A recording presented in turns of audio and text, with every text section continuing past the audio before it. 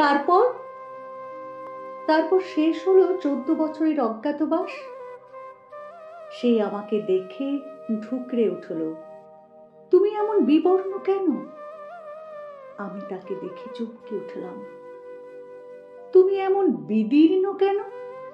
সে বলল, আমার হাতের দিকে তাকাও। তার হাতে ঘর পোড়া আগুনের চাকা চাকা ছ্যাঁকা। আমার বুকের দিকে তাকাও। তার বুকে ভাঙা রাজবাড়ির সমস্ত ইট পাথর। আমার চোখের দিকে তাকাও। তার চোখে উপুড় হয়ে আছে দুটো মরা ভ্রমর। আমি ভিজে বাতাসের মতো জিজ্ঞেস করলাম, তোমাকে কাঙাল সাজালো কে? সে পাতা ঝরার শব্দে জানালো, স্বপ্নের দরজা খুলে দিয়েছিলাম যাকে। তারপর আমি তাকে সাজাতে বসলুম আমার নিজের ভিজে পালকে।